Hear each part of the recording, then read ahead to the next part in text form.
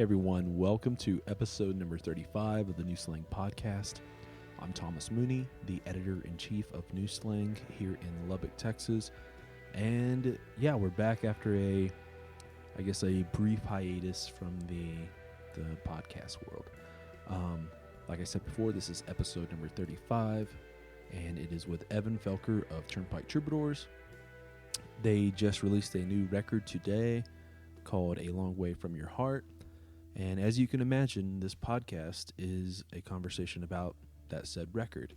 I also just recently released a piece about the record on Wide Open Country. It's a track-by-track listener's guide, kind of like helping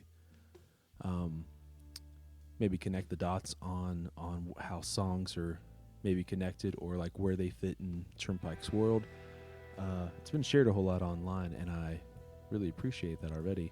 But I just feel like Turnpike's world of like their version of Oklahoma is for starters, it's really based in reality, but also like their canon of characters and their world that they've created is so real and rich with detail, and I find it just amazing, you know.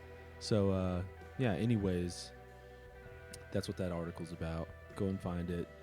I'm not going to take too much time right here on this little intro, but if you don't follow us on or follow me on Twitter or Instagram or social media, you can do so. Just look for _New Slang. We do also have t-shirts in. They're the Panhandle shirt. You can find those you can find photos, I guess, on Instagram and on just social media stuff. If you want to order one of those, get a hold of us. It's fairly easy to do.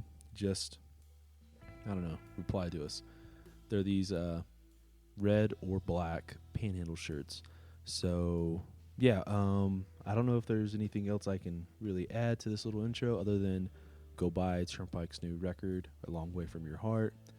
Go get it on vinyl or on CD or digital download, whatever your preference. And here's this conversation that me and Evan had about a week ago.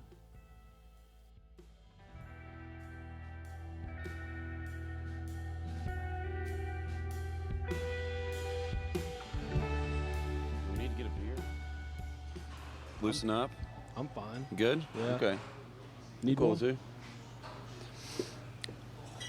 All right. Well, you got a new record coming out in 1 week now. I do. It's been a long time coming.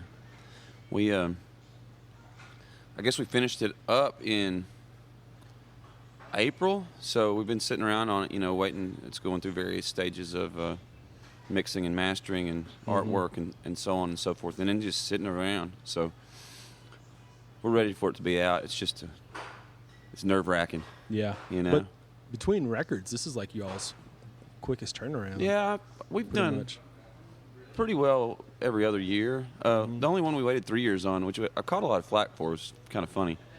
The only one we actually went 3 years was in between Normal Street and the last record. Yeah. So everything else has been every other year. Yeah. Yeah, I remember actually seeing some people talk about, and I guess like since y'all added 2 old songs on there, like that's cheating or something, basically, which is kind of goofy. Yeah, those songs needed to be re-recorded though. Yeah, and that first attempt at a record was just not really indicative of what our band is now. Mm-hmm. So yeah. So last time we did a podcast, it was like maybe 1 or 2 weeks after y'all had written "Old Time Feeling." Yeah. Well, I think maybe a few months, but yeah, it was just now getting to where it was playable. Mm-hmm. Yeah. Yeah. So I take it like everything else on the record was written since then. Yeah. Like what? Yeah. What was the writing process like? Where did these? It was frantic, and nerve-wracking in its way. We got up to right around record time, and I had put together 3 or 4 songs, including Old Time Feeling, which actually I didn't, wasn't even sure we were going to record at the time, and it wound up making the cut, but yeah, I wasn't even planning on recording that one, and it just came out nice. Yeah, well, obviously Jonny had put it on his record too. Mm-hmm. That's kind of always a deterrent, right? If someone's recorded it before you. Yeah, I do think he it's cool though. Yeah, I think it's cool too. But yeah, he snuck it in there on the very, very end. He got in like another day and went and recorded an acoustic version of it. Yeah. Now, like, what's the breakdown on the record as far as like where did these songs come from? As far as you or like RC, what's the kind of the I credit, had a hand in all of them. RC had a hand in 2. Mm-hmm. Jonny Burke also had a hand in those 2. And then Jamie Wilson co-wrote 1, and Fulbright co-wrote 1. And I wrote the rest of them myself. Yeah. Yeah. So. What's the one with Jamie? What's it's Oklahoma Stars. Okay. Yeah. Or Stars in Oklahoma. I can't remember how we titled it now. I'd have to look at the record. Yeah. Yeah, and then what did Fulbright do? What did you... He and I wrote Pay No Rent. Pay No Rent, yeah, okay. And that one right there is filled with the idioms. Yeah, There's a lot of good ones in there. Yeah, it's a funny thing. A mutual friend of ours, actually, grew up with her being my aunt, Lou Johnson, who owns the Rocky Road Tavern in Okemah, had passed away, and she was my buddy. That just a really neat character who'd done a lot of stuff, and we'd drink together and visit and fish together and stuff. She was probably 72, and could outdrink most grown men. And anyway, like I said, we got to be buddies once I moved to Okemah, and we hung out a lot. We played dominoes. She was a Nazi about the domino table. Like, she was serious about, you better know what the hell you're doing, or else you're gonna get in trouble. And that's mainly a lot of that song's about being her moon partner. But back to the story. She'd always said she'd known that she was sick for about a year and a half there. She'd on and off had cancer and gone into remission and this and that, get to feeling better, and so she had it on her mind. And she always said, if I die, you got to play Blue Eyes Crying in the Rain at my funeral. And yeah, you know how it is, just late night talk. Well, we got the news, and she'd been in bad health for a while there, and was pretty down. So anyway, we got the news when I got back off the road, and Fulbright came over to my house, and we just went and goofed around and went squirrel hunting, hilariously, and just kind of went and goofed around at my mom and dad's place and visited, and then we got together that night and worked up Blue Eyes Crying in the Rain. Yeah. And I had to go out on a run that day, and then that next day, and I got back and got the news that everybody was doing Blue Eyes Crying in the Rain because she'd gotten drunk with everybody that was playing at the funeral and told them to play it too. And so I said, well, I don't want to break any eggs right now. I'm just, let everybody do whatever. And I said, but I was kind of perturbed because we had a very, special relationship, and it was an honest request, And I said, well, I'll do one better. We'll write one. And so I started on one kind of out of spite. And we finished. I had to actually run sound at the funeral I got volunteered for that somehow, small town living. So we had to set up sound. Jonny met me down there, and it took us hours to get all this stuff right. I'm not a sound guy. I hadn't done this stuff in forever. And you don't want it to sound like shit. It's at a funeral for somebody you love, And anyway, we get it set up so everybody can play, get all the inputs and all that. And we have... It winds up being 1 or 2 in the morning before we even get to actually work on the song that we'd started that day at noon. Yeah. And we hadn't sat down together, and so we just got in there and fleshed it out and had it playable by the next day at noon. Yeah. And we stayed up almost all night working on it. Yeah. And yeah, I'm really proud of that one that came out. Yeah, that one. Fulbright's just a great rider and a great writing partner and a great melody man. Is he like a great guy to bounce off the ideas? Yeah, too? Is yeah, he just real... absolutely. I try not to too much. 'Cause I get stingy with them, you know, because I don't have that many good ideas. You get only so many a year, right? So I figure if you're doing everything right, you get a certain amount a year. And but yeah, I like walking in a room and looking, starting something from scratch there. Yeah, I think you've had a few songs where you mentioned dominoes, and I always think that sets a scene. Yeah, it kind of is very sort of. It's a very Turnpike. Yeah, bucolic, Oklahoma, thing. Yeah, I know, small town thing. My grandma always talked about playing dominoes with her family, and one of my great uncles was just always that. Yeah, that was kind of their parties. Like the older generation of my family, they didn't drink, and none of them did. And anyway, they'd get together and smoke cigarettes and drink coffee all night and play that or like rook or some kind of like pitch or something like that. Mm-hmm. And then the next generation all drank, so they carried on the games and then added booze to it. Yeah. Booze and dominoes. It's pretty fun. Pretty fun stuff. Do y'all play dominoes ever? We do sometimes. RC's really good at straight dominoes. He'll hurt your feelings, and then I'll play with my bird hunting buddies and my family back home and that kind of stuff. Yeah. But if everybody doesn't know how to play, play like Moon or 42, if everybody's not really pretty quick on it, it's not very fun. It takes a while for everybody to catch on. Yeah. Well, what sucks is whenever there's that one person you're trying to teach them, and they're just like blocking the board up, basically. Oh yeah, yeah. And that's okay. That's okay. I mean, you got to teach people at some point in time, but it's best to not do it in a high pressure environment. You know, don't ever want to learn in public. Yeah.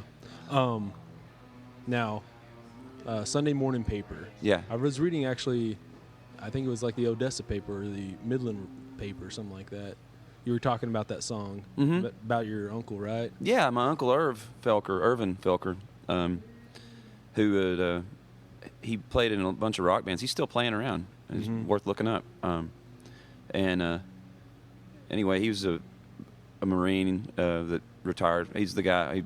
He was who I wrote Blue Star about, and we're pals. And he had that line. Sunday morning paper said rock and roll is surely dead.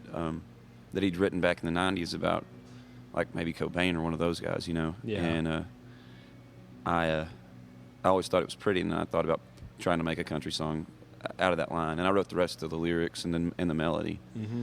He contributed that line. Is that a lot about, like... it's like kind of about Leon and Merle, and not too specifically, but yeah, kind of an homage to that generation of country music and how how great and influential those folks were that we lost this past year. Yeah, they're all catching up.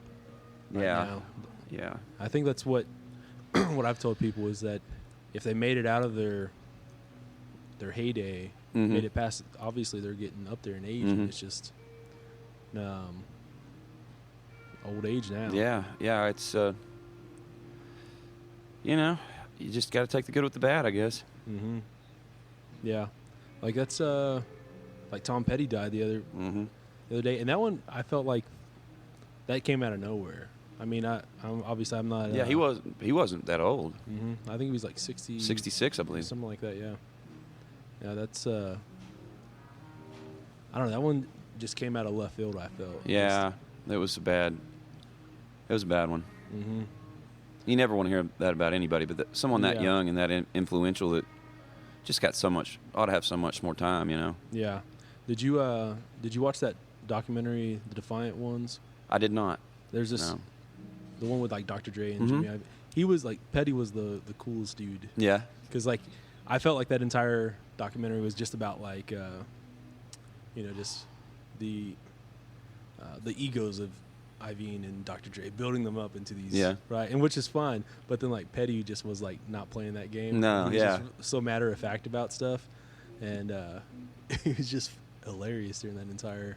I guess he's in there for probably like 15 minutes overall, but his interviews were just damn good in the. I have to check that one out. I've heard good things about it. Yeah, it's really good. That's what we're doing. We're having me on as a guest on a podcast to talk about something that I haven't seen. That sounds right. It sounds. I'm just. It feels natural to me, you know. Just giving you a suggestion.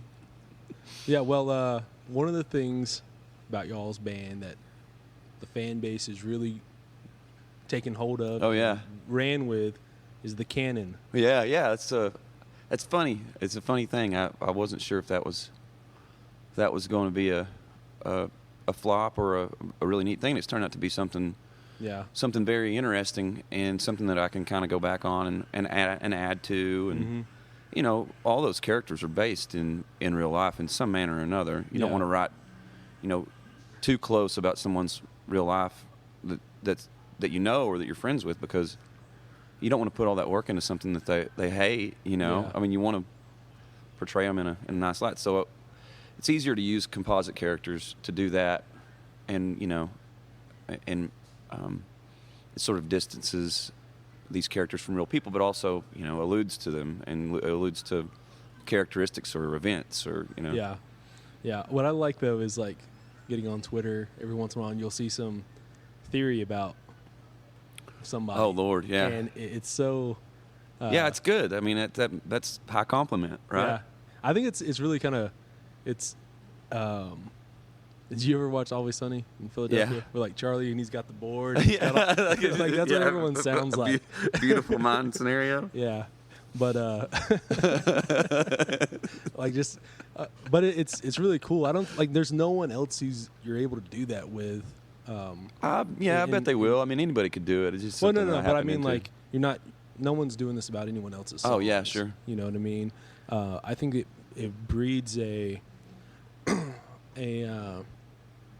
fan base. There's like a lot more interaction in this fan base than some. Yeah, others. it gives them some other levels to sort of mess around with, and Yeah. that's good. That's always nice. What is have you read any of this stuff? Have you looked at and seen any? Yeah, I try not to. change? You know, I try not to to look at any of it. Yeah. But yeah, it's just flattering to me that anybody gives a damn about it. You know. Yeah. Well, that brings us to the house fire, though. Yeah. It's like, I think that's a hell of a way to start the album. I remember when RC sent me the record. Yeah. I was in my truck driving around. I plugged it in. And it was just like, here we are. Yeah. It was an interesting. You know, it was interesting to be able to put those characters in a spot, you know, in a different place in time, and see how they developed, and you know, give them some responsibility, and then, you know, watch them sort of shine through tragedy, right? Yeah. Well, that's the thing too. Is like you said, you've been able to take these characters and you just catch up with them here and there, and that's maybe the way it is. It's like maybe Lorrie's matured just because she had some responsibility. Yeah, and maybe in a few years always helps everybody, right? That's it's an interesting thing, because like I think like everyone thinks of Lorrie being this just sort of hipster chick and like wild and crazy. Wild and crazy. But Yeah. it's like, well, how old is she then? You know, give her some time, and she's probably Turn into just it. like anyone else. But Like, I imagine this like hipster chick moving back to like a town of 1,000 people, and like, you know, just going back to, you know, that sort of life again, and settling into, you know, adulthood, yeah, which is usually very boring unless there's a, you know, catastrophic event. yeah. Well, you kind of, I guess, you want it to be boring in a lot of ways.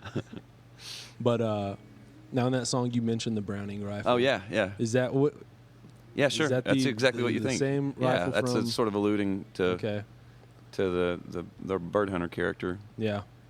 So is it the narrator of the Bird Hunters, or is it Yeah, it's Dan? the narrator. Okay, yeah. just making Yeah, sure we're he's confirming you know, he'll that. notice like that the bird hunter's narrator is the one carrying a Browning rifle, okay. and it's his grandpa's, you know, Yeah. or it's a Belgian made one. I guess it's not his grandpa's in the song specifically, but yeah, that's kind of about me, you know. I've got a few heirlooms like Yeah. that, That's what and too many and too many bird dogs. Yeah, that's what you grab from the fire right there. Yeah. Yeah, that's always kind of this thing. It's funny. My friend Marty White, let's say my friend, he was our neighbor and he's about my dad's age.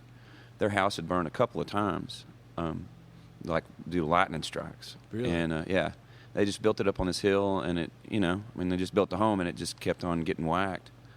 And so they after the second fire, they moved it. But he was just kind of recalling one day. I was probably only 18 or 19, and it was just very poignant to me. Like he wanted, he came back, got everybody out, and then he goes back in. And all he's able to do is just grab a couple of things that are next to the door. And in that country, you usually have a shotgun, a loaded gun next to the door. It's just common. Yeah. For whether it be for coyotes or, home protection or whatever it may be. But that's where it would be sitting. And I've lived in a lot of houses where my particular A5 was there, in that spot. And that's just what you get, what you can grab and then everything. But he talked about how everything went so fast, that saying it goes like a house on fire. And then you're just standing there and you like your underwear, barefoot, and you're realizing that you don't have a toothbrush or you might have something out in your work truck or whatever, but you got to make do. And then you invariably wind up living in a camper somewhere for a while and regrouping, I remember my aunt, she was moving one time, and they moved into this apartment, and I don't know who did it, but like they had set down a box on top of the stove, and they go to get more stuff at their other place, and somehow they had knocked on a burner or something like that, and so by the time they got back, like it didn't burn down the place, but it was like had smoked everything out. And sometimes that's almost as bad. Yeah, right. That was just as bad. It's like just you keep some more stuff, but you can't. The house is probably not livable anymore. Yeah, they obviously couldn't live there, and then all their stuff was just ashy and burnt up, but it was just a bad situation. But I'd wanted to write that song. I've been sitting on a lot of these ideas for years, and you get kind of precious about them, and. You kind of worry, I worry personally that once you use these things up, like you might not come up with another scenario that's so real and visceral as that again. So I get kind of broody about them, I guess, and so it was tough, really, just having to put my nose down and get them finished. Yeah. And I didn't want anybody touching them either. I wanted to write them myself, just because I've been years messing with them, and I want I want to do it right, and I want to do it my own way. Yeah. Do you ever think that like some of these ideas are you ever worried that you may get like time may take them and make them too dated or something like that, or that you I don't know. I think that like the same way all of my stuff that I'm writing, especially in this sort of little universe, is this sort of nostalgic, pre-cell phone era of my life that always is going to, it's always going to be classic, and I don't think that it's going to date itself. I think it's going to always feel a bit nostalgic if you write within this sort of ambiguous era that I'm writing in. Yeah, I've not really thought about like when this is all taking place. But you notice what people have, and they don't. Yeah. They don't. They don't really talk about technology in any manner. Yeah. Yeah. So. No Uber, no. No, they don't talk about. They don't talk about. Their phones exist, vehicles exist. It's post 1938 because Browning shotguns exist. And that's really all we know. Yeah. The Winding Stair. Now that's like southeast Oklahoma. Mm-hmm. That's I don't know if that's West Arkansas. In eastern Oklahoma, have the Winding Stair Mountains, which are foothills of the Ozarks. Yeah, that's I'm trying to think. Like, I don't know if y'all have done like a song that driving, that much of a force. Oh yeah, in a song. Yeah, maybe it's that came out great.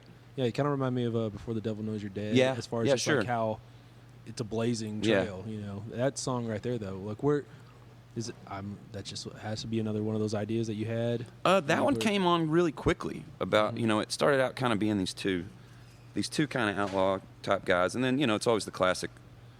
You know, one guy's sort of this reformed, you know, ne'er-do-well character, and the other one never reformed, and so they have a bit of a rift. And it's a common theme in, you know, movies and literature forever, right? Yeah. And then I took into account just a setting and an area and a character, a buddy of mine who got into some trouble, and I just wrote about the scenario, not really about him, but what happened, you know, and just kind of made up this little story about them. Yeah, to me it feels like real Appalachian. Yeah, real Appalachian it's got a little clawhammer like, banjo in there too that gives it a bit of bluegrassy or old timey feel. Yeah, well, just also like in the way you're telling the story too. Sure, you got to listen to it. You're not just because it's one. You know, it's not an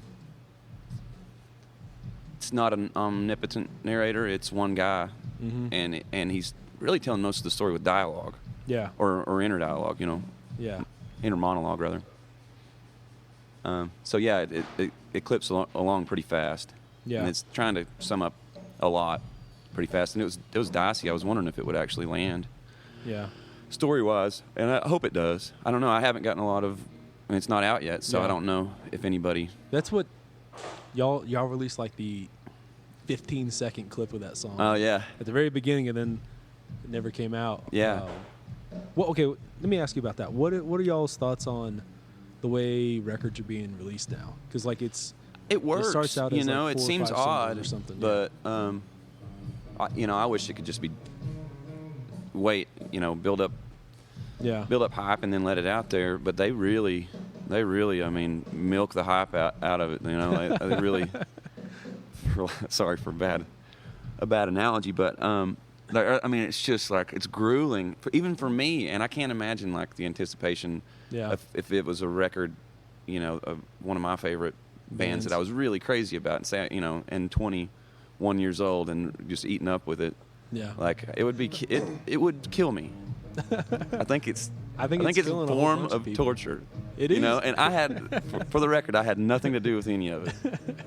No, I mean it's kind of the way records are all done now, though. You know, it's the standard, and it works. You know, it works, and people are, you know, always just saturated with content that it's nice to let them actually anticipate something. Yeah. Because it's a sort of I want it now kind of culture these days, and so it's good to be able to do a little bit. We almost got it leaked, and got that shut down.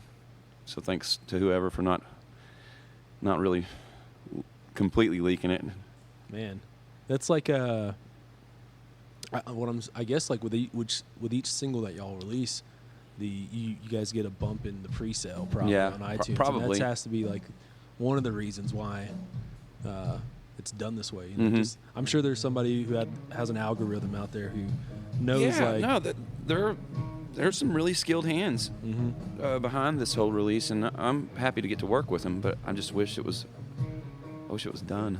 Yeah, I want it to be out. You got like one more week. One more week, then that's the rough one, right? Yeah. You know, this is when you ever watch Jaws, and he's talking about the wreck of the Indianapolis, and like they're dealing with all the sharks eating all their buddies, and then like when the only time he was really scared was when like the helicopters were almost there to pick him up, and he realized that something bad was going to happen in that tiny window of time. Yeah, that's how I feel. I feel like Captain Quint. Yeah, it's talk about a dated reference. That's pretty. How many people are going to get that one? Yeah, well, I can't imagine releasing a record and having to wait. You know, because like the only thing I can even compare is like when I write an article and I can put it out just right then. Sure. Like send it to somebody and they can put it out within a couple hours. It's such a weird thing. Well, you know, there was a time in my career and you know in our level of success that you could just play new songs at bars. You know, if you got 100 people in there, you can play them a new song and they can get it. You know, they can understand it. And you just can't do that anymore, like, because people want to hear what they want to hear. So it's not like a show seems like a bad place to play too much new material. Yeah. The crowd seems to lose energy and interest. Well, how much are you able to do? Like a song? Two. Are you able to just get like one two or to two? three, maybe, you know? How about like in that time whenever you will play some acoustic stuff in there? Yeah, you can Like, do that. That's about the best time to introduce a song because Yeah. it gives it sort of a spotlight. Yeah. And I will do that on occasion Yeah. if I've just written something and I want to kind of test it out. So where do you test your songs out? With just the band, or do you just kind of like as far as the audience goes? You just see if it's too long-winded or if it's just something that they're going to lose interest in, or if you can sing it once and you know that it has depth and you can sing it once for a crowd and they seem to respond, then you can pretty well bet it's going to be okay, Mm-hmm. And then you got to trust your gut, and I got enough guys around that'll tell me if I'm doing something that's stupid. So. Yeah. Well, you got a bunch of songwriting buddies. Yeah. Yeah, so I'm pretty well set. I'm confident. Yeah. Y'all recorded this down in El Paso. Yeah, we outside did. El Paso. Yeah, we did. It's in Tornillo, Yeah. Texas, and then we did the remainder of the record that we didn't get finished in Asheville, North Carolina. And yeah, we kind of came in with very little. I wrote a lot of this stuff in the recording process, and we recorded 8 hours. I mean, we do a song every day, Mm-hmm. so we'd play it all day long every day. And then my 3 or 4 hours that I wasn't in the studio, I was like chugging Red Bulls and holing up somewhere and trying to scribble something out that was worth a damn. Yeah. And we cut a lot of songs from this record that we had considered putting on there. Just didn't go with the kind of narrative that we wanted, or didn't fit in this sort of same scene, Mm-hmm. because it feels like it has continuity to Yeah. me, and this is the first time that a record of ours has felt that way. Yeah. There's a couple songs that really remind me of like old school 70s country stuff. Yeah, cool. Like something to hold on to. Mm-hmm. And like even like Oklahoma Stars, they all kind of have Oh, that. Kevin Russell and I wrote that song, so Okay. and so I guess I only wrote 3 or 4 of them by myself, but I had a lot of co-writes. Yeah. That there's like, to me it feels very like a record that you would just put on vinyl. You know what I Mhm. mean? Like that you just have at your house and you just threw it on. Yeah. And it was whatever record Yeah, that's the you can idea, think of. right? That it's a real record. Like if it's like throwing on, Moondance. Not to say it's as good as that, but it feels like a record Mhm. in the same way that, like one of those types of records would. Or like, I always go back to Riding High, Jerry Jeff. That's my favorite. Like if I get one record, I'm going with that one. Yeah. Because it feels like a record, and that's all a lot of other people's songs. They just all kind of Yeah. fit together, you Yeah. know. I think like Jerry Jeff's really interesting just because one, he did a whole lot of other people's songs, and I think there's something about like maybe being I don't necessarily know if I would say humble, but it's like the lack of a big ego as being Mhm. the songwriter. And he's a big character too, and he's this Yeah. wild entertainer and a great writer in his own Mhm. in his own right. And then he looks at these guys and says, "Hey man, I want to do," and he's Yeah. as big as Willie Nelson at this point in time. Yeah. And he wants to take all his songwriting buddies with him. Anybody that's Yeah. good, that's got something that will fit within the narrative of the record. He's doing it. Yeah, that's I guess like maybe like a little bit of a not lack of an ego, but like Sure. just being where He's not the end all be all. You know. and then also that he had that weird, not necessarily weird, but he started doing like the more jazz. Oh, like, yeah. stuff. Yeah. At one point, that's something that's. I always find it interesting to see these guys who started out in the '60s or '70s, and how they try to keep it fresh for them and try to stay relevant. Yeah, they evolved. All those guys did with long careers. They did different things. Mm-hmm. It's an evolution. You're supposed to do that, right? Yeah. Isn't that the point? Yeah, you don't want to be playing. Unless you're my band, then we should just stay the same. Just get comfortable. Just stay right where you are. No, I think it happens without you knowing. It's just a slower process, right? Yeah, That's what it is. Yeah. I think like in You're not supposed to notice it. 15 years, you would see. I'll probably be playing jazz. Be playing all the wrong notes. Jazz records. So would like Riding High be like a record that, hypothetically, if you were just gonna record a record, any record out there, first one on the list, record all the way through. Yep. That's the record. That'd be it. Yeah, that'd be the first one. And those guys that played in that band were just killers too. Mm-hmm. It was great. It was great. What is the magic for that record for you? I just think that was a real band. That was Livingston and Gary P. Nunn, fellow Oklahoman, and I can't remember the whole Los Gonzo band, but they were just a load of really talented fellas. Yeah, Livingston, he's from here. Yeah, and Nunn, when he moved over, like they moved here when he was young. Mm-hmm. Or like teenage age, he played in this band called the Sparkles. Oh yeah, and it's like this psych rock band who put out a few different single worth of. There's probably like 3 or 4 singles. I think those guys were the backing band for Michael Martin Murphy. Yeah. At one point in time, and then Jerry Jeff went on and opened for him, and then they would be his backing band as well. Yeah. And eventually, I think Michael Martin Murphy went a different direction musically, and those guys. Just kind of wound up sticking together for a lot of years. Michael Martin Murphy started getting more into the cowboy poetry aspect stuff, which is an entirely different kind of. Yeah, when that stuff's good, it's really, really good. I was talking to Corb Lund. He and I went on a adventure up in Idaho and went and packed in on mules and chased elk around. And anyway, he was talking about the cowboy poetry stuff because he's, way deep into that scene, and his thing was when it's good, it'll blow your mind, but when it's not good.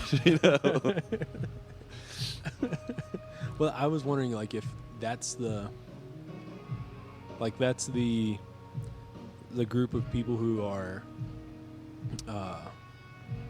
maybe more pretentious than other groups. I don't know. Just because I don't know the scene. I can't comment. Yeah, I know that.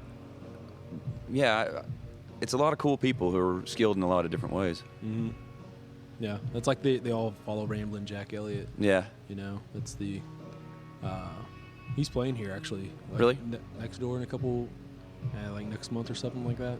Yeah, he's on the. Corb was just on tour with Ian Tyson, who's exceptionally good. Yeah. Yeah. Did you watch that Ramblin' Jack Elliott documentary? I did not. No. Let's talk about it. Can you give me a synopsis? Yeah, well, we'll skip that one. You need to watch it though.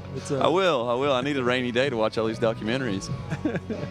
But so what was different when y'all went in the studio this time? What were you guys trying to do this time that was maybe you guys tried to expand on as far as sound wise? We touched on actually being able to sort of have things feel like a live experience, so that the songs feel alive. It's not just stale, calculated, cut and snap to a grid thing. Yeah. That a lot of records are. That's kind of the industry standard, and you can make a great sounding record doing that. But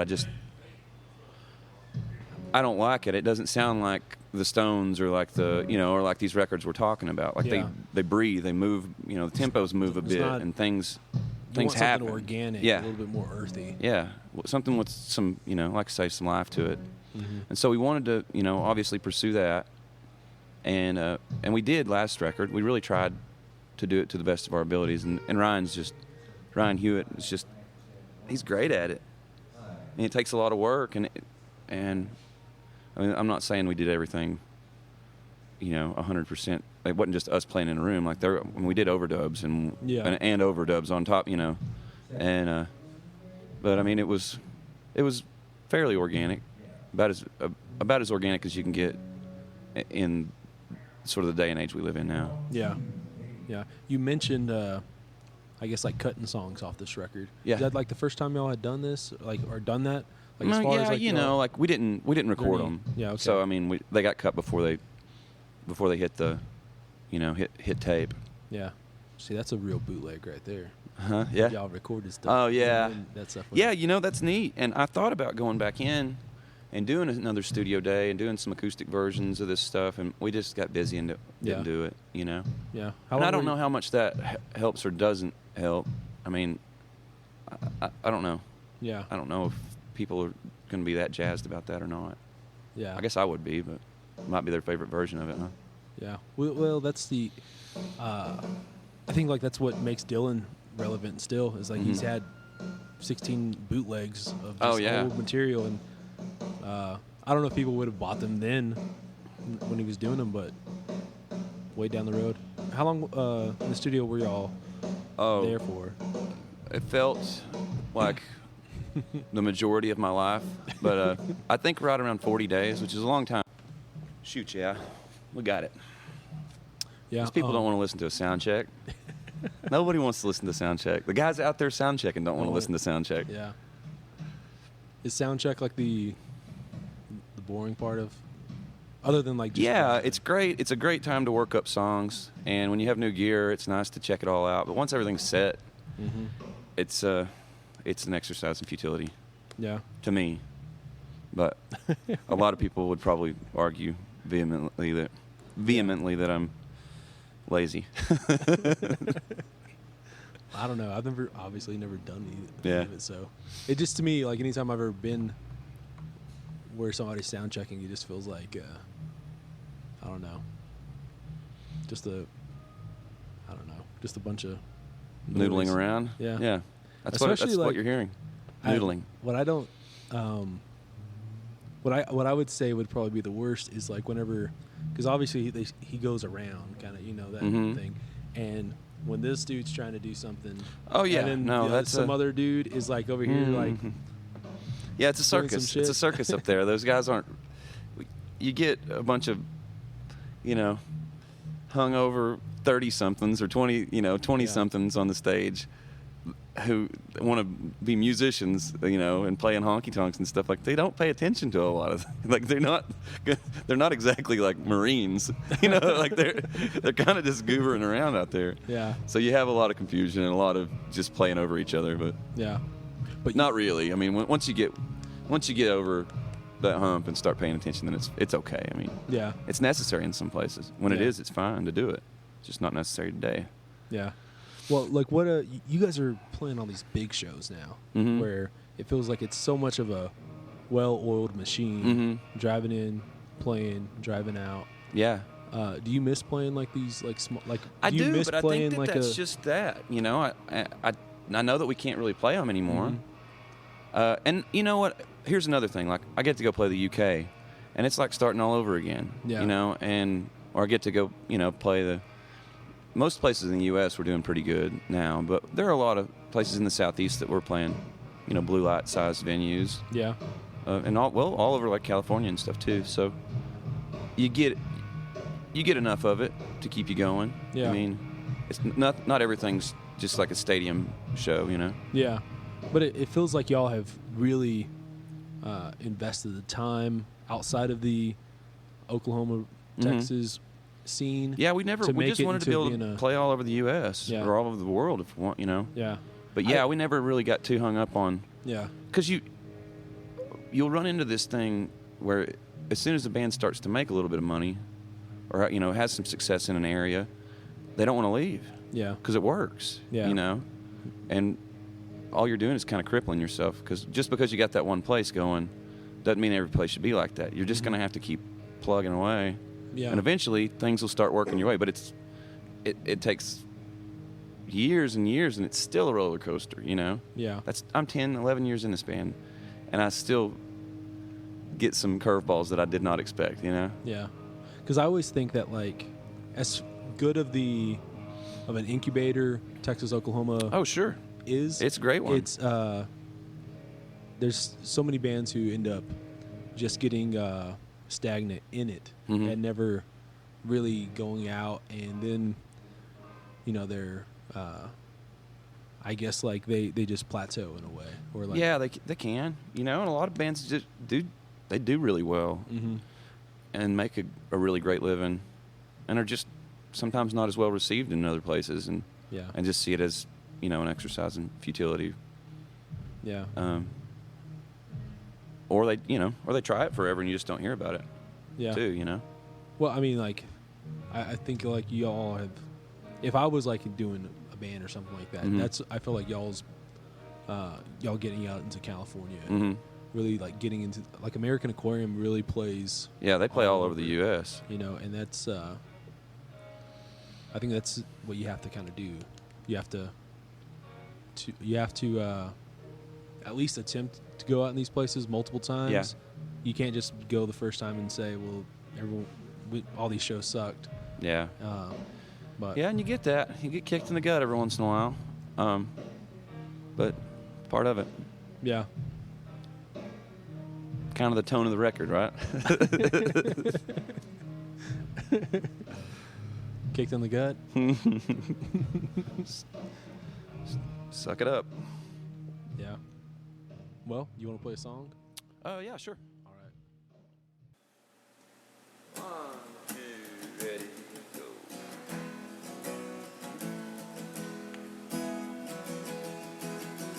Hear the clicking of the dominoes. You're shaking up a game. And if we lose a hand, I bet I'll know just who's to blame.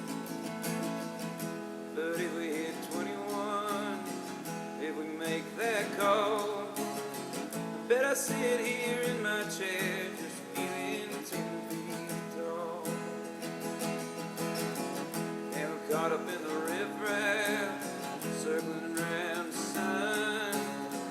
Takes a whole lot of blood and tears just to really love someone. But when it comes back around, that's heaven on earth. You never know till the end, my friend, what your love is really worth. Are you cracking jokes with the common folks? Are you serving to the world anew? Well, I've traveled round and I ain't found nobody quite like you. Is all this living meant to be or a happy accident? Well, in my heart you pay no rent. Well, in my heart you pay no rent. Hear the crackle of a campfire, you're howling at the moon. We all know that you gotta go, but does it have to be so soon? Bet somebody's calling last call. Hope you get some rest. Hope you found everything that you wanted in the place you love the best. Are you cracking jokes with the common folks? Are you serving to the world anew? Well, I've traveled around and I ain't found nobody quite like you.